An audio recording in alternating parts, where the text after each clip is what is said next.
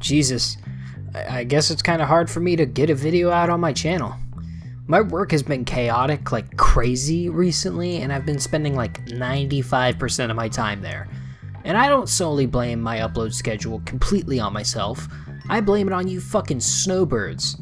People from Canada and New York visit my work down in Florida all the time and act shocked when they see a piece of seafood laying on the fucking floor, or shocked when they see a beach.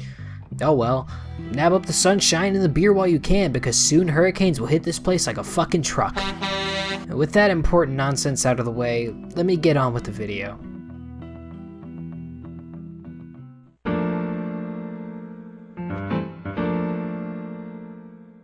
If you know me personally, I love Battlefield. I love the feel of the games and always felt immersed in every single entry I played.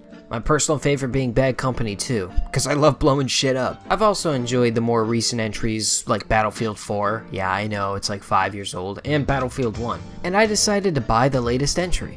You what? Yep, I bought Battlefield 5 so you don't have to, unless you want to. So I'm here to talk about the game from its shitty PR to the game as a whole. So grab a Pepsi and some popcorn and take a seat while I talk about Battlefield V. V for vaginas, because women are strong.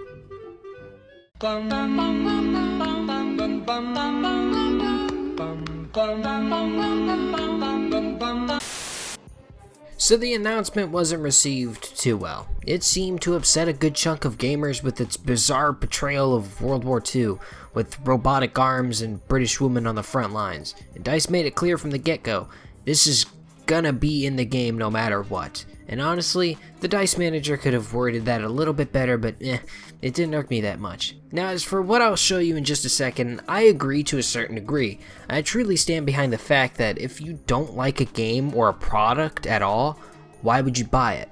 You know, don't buy it. That's a complete and fair statement. Hey Mitchell, why didn't you buy Fallout 76? I don't like it.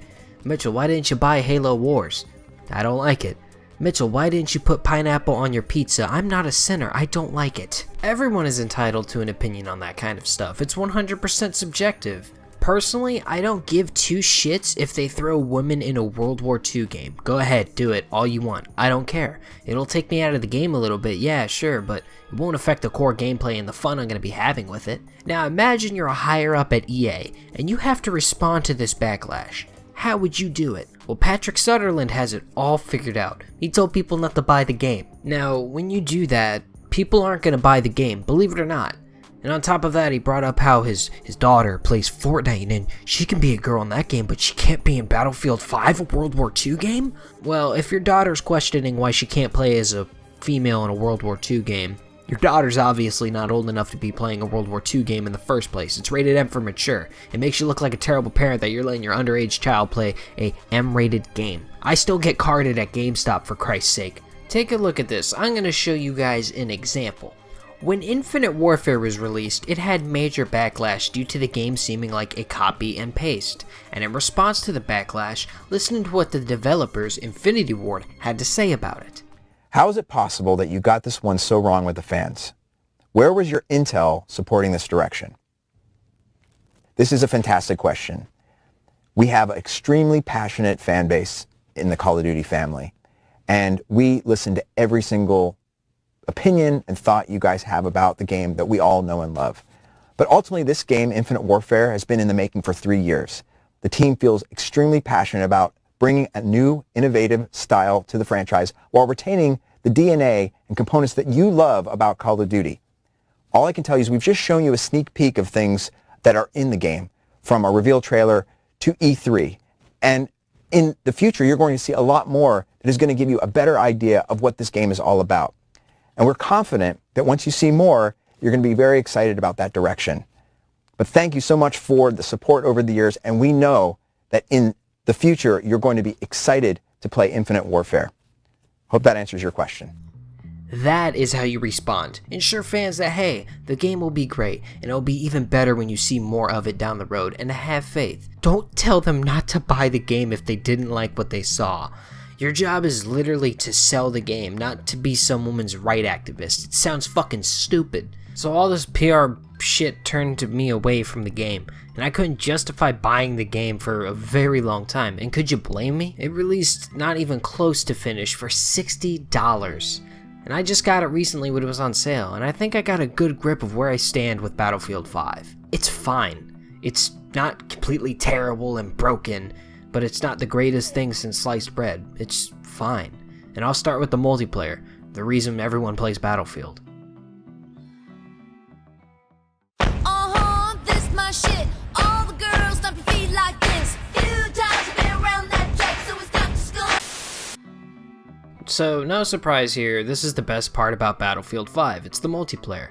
The movement mechanics have been slightly changed, the squad play has been changed with the new revive system, the maps feel open and expansive, which is cool, but more or less the same, which kinda rubs me the wrong way, and I'll get into that in a minute. New character cosmetics, fully customizable, and no, not in loot boxes. Also, this game's sound design, aside from Grand Theft Auto 4's soundtrack, it's the best shit I've ever heard in the world.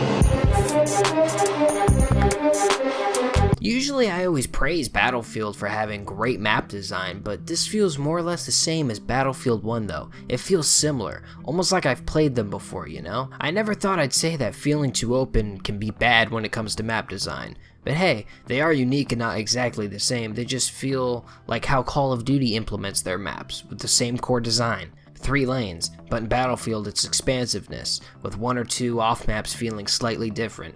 It's not terrible, but I feel like they could have done a little bit better. And the gunplay in this game is pretty goddamn solid, but hey, it's like that in every Battlefield. It just seems like an improved version of Battlefield 1's gunplay. So that means the multiplayer is without any major faults? Wrong! This shit is rampant with fucking cheaters on PC. Look at this guy. This guy doesn't even try to hide it. This is the second cheater I ran into out of like 7 or 8 cheaters, and I got the game last week. There's a massive cheating problem within Battlefield 5, no doubt, and it definitely needs to be fixed. Other than that, I can say that this is the strongest multiplayer from any Battlefield that I've played. Easy. Weapon customization's great. The emphasis on squad-based gameplay is improved and requires more players to run as a squad and cooperate together, being rewarded properly for doing so. It's definitely the best part about Battlefield 5, and it's always worth playing. I really do enjoy playing this game's multiplayer, and honestly, you probably will too. So with the multiplayer out of the way, I'm gonna go ahead and dig into the parts of most FPS games that go untouched. The campaigns. 46x by 87y over. How the fuck can it be over the square root of 90? This is fucking impossible. Unfortunately, the campaign fares the same as Battlefield 1. Battlefield 1's campaign was pretty good. And that's all I can say about this, it's just good. It's not great or excellent or 10 out of 10, and it's not terrible, it's nothing less, nothing more, it's just fine. And honestly, it's upsetting that I felt it was more of a copy-paste than a truly new campaign. Like, oh wow, look at this. Oh wait, I played this before. I kept feeling that way through the whole game, and if you play Battlefield 1, you probably will too. It portrays the war stories like in the previous Battlefield. It's worth checking out, I guess, if you're into campaigns or just something to do. It's just a run-of-the-mill campaign. Just a series of different stories and different perspectives in the war and all that, and try to show what people had gone through at the time and what it was like. The idea and concept is cool, and it's executed properly for the most part. One thing that's nice about each beginning of every story is it's strongly set up to grab the player in. It's a nice touch. That's one of the key parts of storytelling, is trying to get the player or reader engaged in what they're reading or playing or partaking in. But at the end of the day, the only thing I can say is the campaign is just okay. It's supposed to be about the unseen and the unheard, and that's definitely a fact because some of this shit almost happened. And what do I mean by that? One of these stories were actually a real story, but it was twisted to fit the game's political agenda and changed the main characters to a female.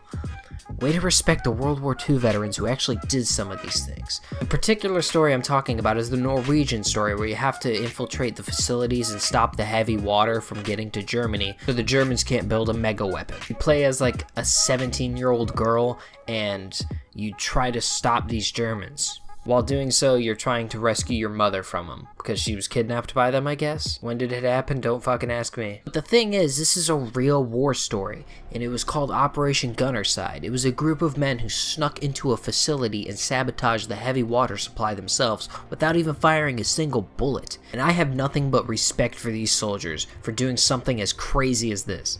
I never heard about it until I actually looked into it more, and even on Operation Gunnerside's wiki, it stated that Battlefield 5 copied it, but it was fictionalized. I think anyone can agree that's kind of fucked up that they didn't portray it correctly. I've seen discussions online about this change, and I've seen people bring up like, Wolfenstein, and they're like, but Wolfenstein? Wolfenstein is a completely different game and concept. The whole reason people play is because it's a gritty, spun around version of a World War II type era.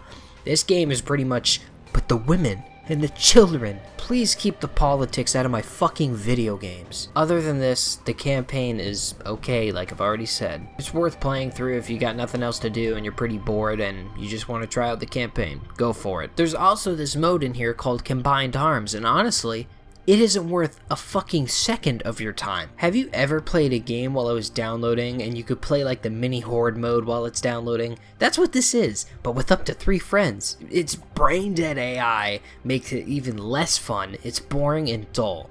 Only play this if you're burnt out from the campaign, the multiplayer, and everything else in this game. You'll get bored extremely quickly. I can't stand when multiplayer games like this add modes just to say, oh, there's modes. This is just a filler mode, it's obvious. Like I said, I wouldn't bother. So guess what else this game also has? It's Royale.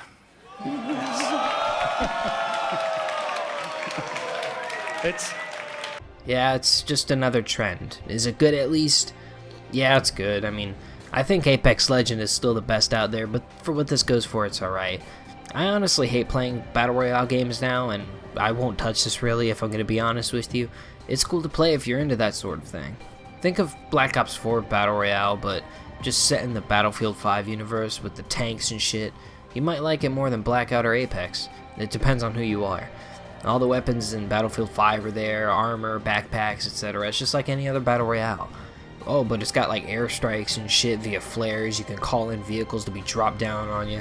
It's worth a shot, and go ahead, give it a try. It's pretty fun. Me personally, I'll probably be sticking away from it because that's not my thing anymore. I'm just burnt out on the whole thing. It's kind of like survival games in 2010. I was fucking done with them then, and I'm done with Battle Royale now. So, at the end of the day, Battlefield feels like a shell of what it should be. Lackluster co-op mode, trend-following Battle Royale, okay campaign, and pretty good multiplayer. Is it worth a $60 price tag? Absolutely not. The game is nowhere near a $60 price tag. 30? Yeah, go ahead. If you see this for $30, I'd recommend picking it up. It's a great multiplayer experience, and it's got an okay campaign.